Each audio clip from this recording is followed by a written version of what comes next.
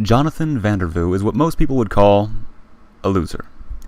His parents think he's a loser, his friends think he's a loser, his neighbors, teachers, girls, pretty much everyone he meets sees him as nothing but a pathetic waste of space. It might be the way he keeps his hair in a messy ball somewhere between a perm and dreadlocks, or the way his shaggy Goodwill suits always seem to be coated in dog hair and dead grass, even though he doesn't own a dog or a lawn. It might be because he dropped out of college one credit away from graduation, because he's never been able to hold down a job for more than a month.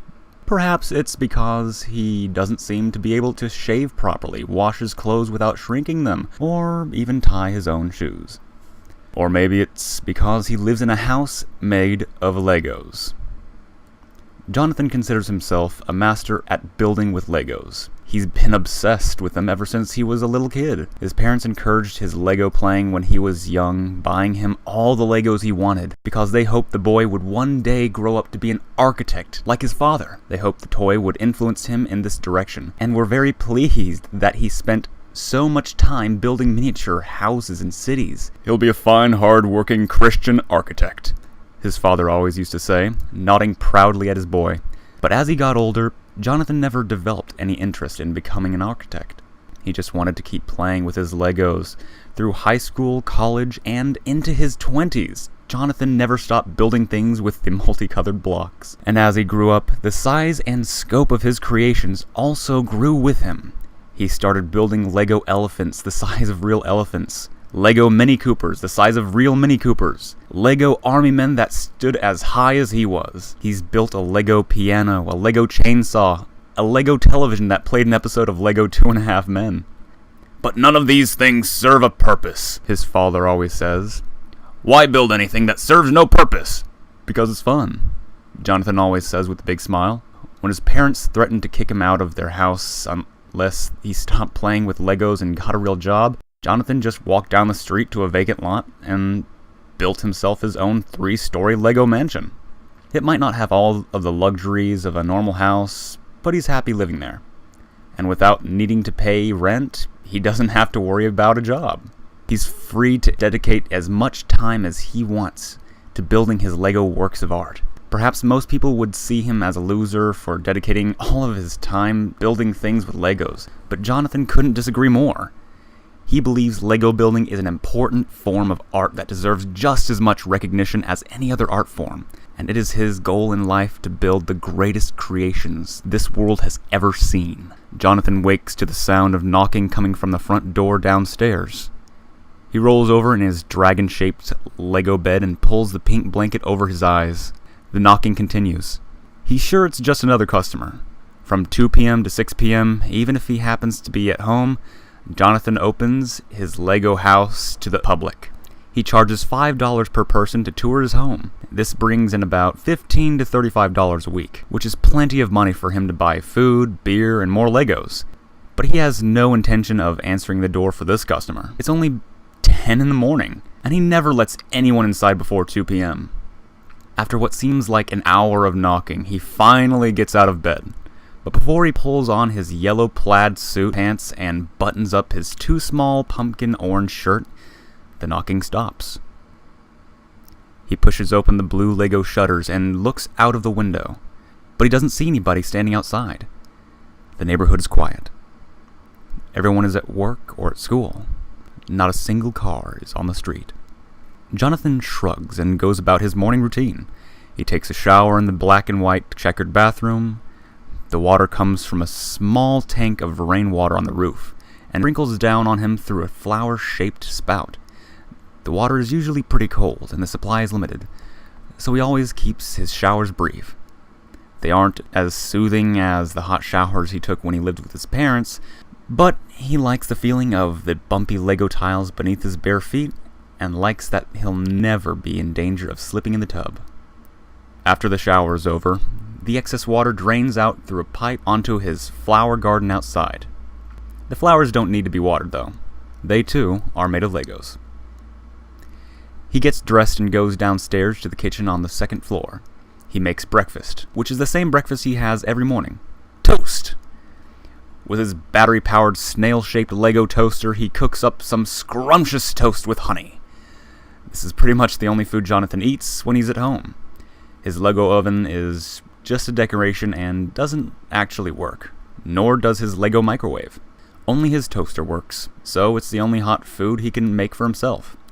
He's perfectly fine with that though, because he absolutely loves toast. With honey dribbling down his cheek as he carries his breakfast in his mouth, he goes downstairs to his workshop. The entire ground floor of his Lego house is one wide open room where he constructs all of his Lego sculptures. Many of his works are on display for his visitors, set up like some kind of cheerful art museum. But most of the sculptures Jonathan builds do not go on display. He only has a limited number of Legos, most of which were used to build his house. So he doesn't keep his creations around for long. When he builds a new piece, he displays it for about a week, takes a picture, and disassembles it.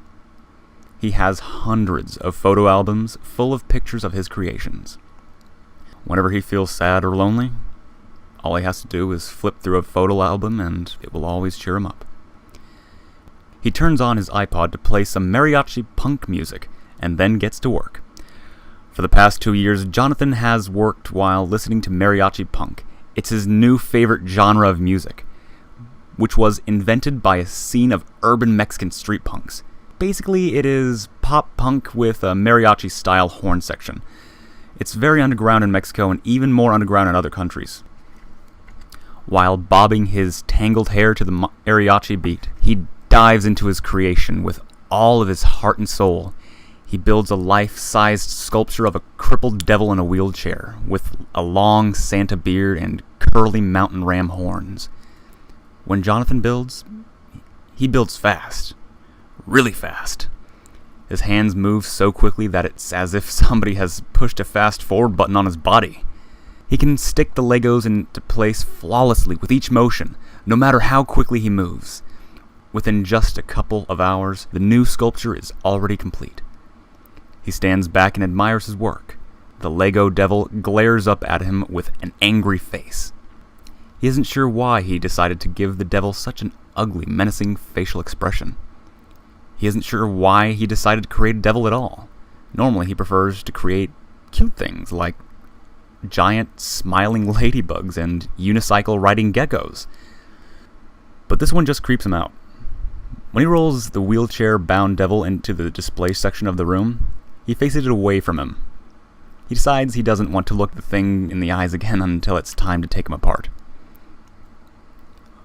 When 2 o'clock rolls around and it's time for the Lego house to open up for visitors, Jonathan steps through the front door and breathes in the afternoon air. He flips over the closed sign, stretches like a waking cat, and then he decides to begin his next sculpture. On his way back inside, something catches the corner of his eye.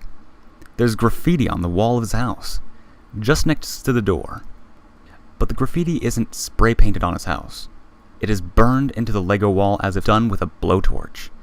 The words are warped from the melted plastic, but it seems to be some kind of strange message. It reads, "You weren't home when I came by, so I'll be back later. I have a surprise for you. Hugs, kisses, Lisi." There's also a heart drawn around the words, like it was intended to be some kind of love note. And next to the name Lissy, there is a pair of lip prints burned into the wall, as if a girl kissed the Legos with black lipstick. Jonathan is confused by the message. He doesn't know anyone named Lissy. He assumes the note couldn't possibly be for him. But he has no idea how somebody could have gotten the wrong house, because who else has a Lego house? Or why the hell anyone would use a blowtorch to leave a message. Jonathan begins to get worried. Perhaps it's some crazy Lego fanatic who has been lurking around his house. Or perhaps it's a pyromaniac who wants to burn his Lego house down. He used to know a kid in grade school who built houses out of Legos and then set them on fire to watch them burn. Jonathan hated that kid. Burning Legos is one of the worst things you could possibly do. It's like burning away all hope and possibility. To Jonathan, it is blasphemy. He goes back inside. He isn't too bothered by the vandalism. His Lego house is easy to fix. But his paranoid imagination about who left the note runs wild on him. It's all that he can think about for the rest of the day.